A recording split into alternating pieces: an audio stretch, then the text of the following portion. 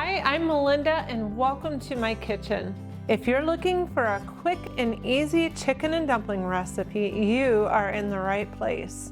These dumplings are soft and fluffy. They cook right in the broth and the whole meal comes together simply and quickly. It's comfort food made easy. So let's get started.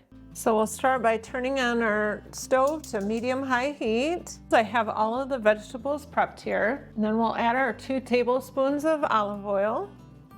And we'll let this olive oil heat up. Now that our olive oil is warm, we're gonna add our celery. And this is 2 stalks of celery. And then 2 carrots diced. And then 1 cooking onion. And we'll cook these for a few minutes. I don't know about you, but I love the smell of vegetable sauteing. The vegetables are starting to get a little bit brown, so I'll add 1 clove of garlic next. I'm using fresh garlic, but you can always use dried garlic. So we'll let that cook for about 30 seconds. You want to just let it cook till you can smell the aroma of the garlic. Now we'll add 5 tablespoons of butter. Butter just makes everything better. Now that our butter is melted, we'll add 1/3 cup of flour.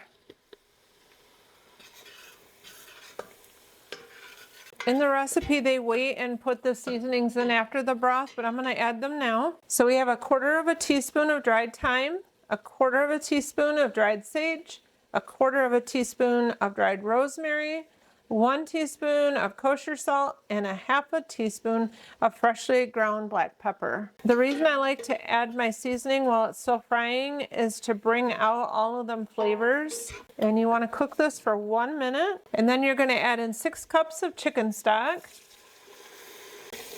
So this is some of the chicken stock I canned in a recent video. If you haven't seen that yet, I showed you how to make chicken stock and then can the chicken stock and the chicken. So you might want to check that out because the flavor of homemade broth is, in my opinion, so much better than the store-bought. And then we're going to add 4 tablespoons of chicken stock. You don't have to add this, but it adds a lot more flavor. I'm using the Better Than Bouillon brand. And then it calls for 12 ounces of evaporated milk.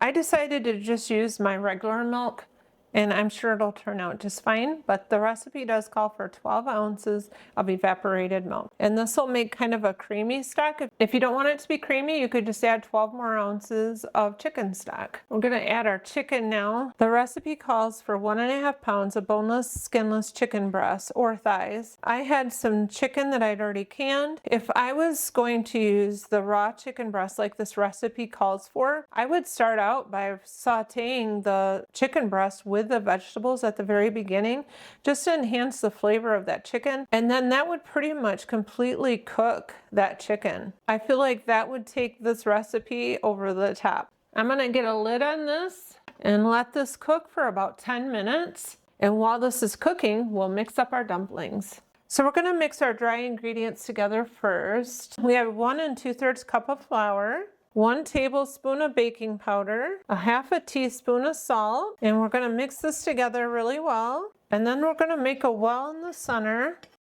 And then we'll add our 3/4 cup of milk, our 1/4 cup of sour cream, and our 2 tablespoons of melted butter. We're going to stir this until just combined. We don't want to over stir this.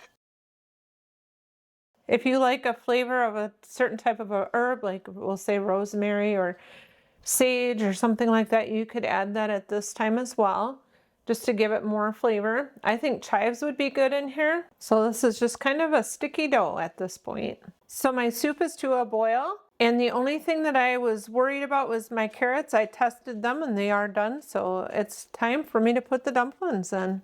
So I'm just going to use a little cookie scoop like this. I oiled it ahead of time. And you're just going to drop the dumplings in there. The nice thing about drop dumplings is you don't have to roll them out and cut them out. It just makes it all that much faster. So I'm going to give this a little stir, and then I'm going to get it covered up and simmer on low for 12 to 15 minutes. Let's take a look and see how these are coming. They look so good. We'll just break apart all of these dumplings. And then we'll break one of the bigger ones in half and make sure that it's cooked all the way through. Let's do this one right here. It's pretty big. Oh yeah. I'm gonna sample this and see if it needs more spice. I think it's pretty good like it is. I might add a little more salt and pepper to my bowl. But I am going to add some parsley since I don't have peas in there for green. I'm gonna add some parsley. It's time to scoop these up. That looks so good.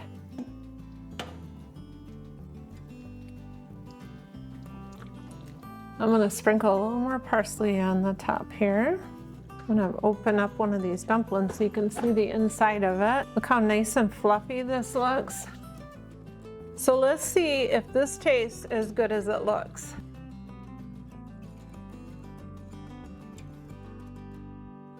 I have to say it actually tastes better than it looks.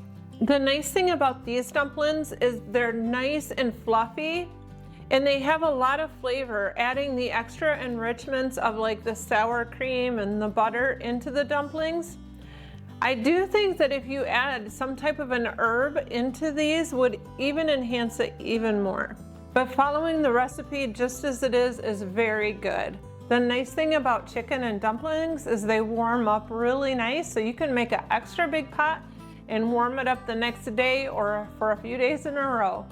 Another thing, you can put it in the freezer for up to 3 months, and so it makes it a nice meal prep meal as well. Would you let me know in the comments if you've ever made chicken and dumplings? And if you try this recipe, also let me know what you think. And don't forget to click like and subscribe if you enjoy this kind of content so that you can join me here again next time. I hope that you're all having a blessed day. Bye for now.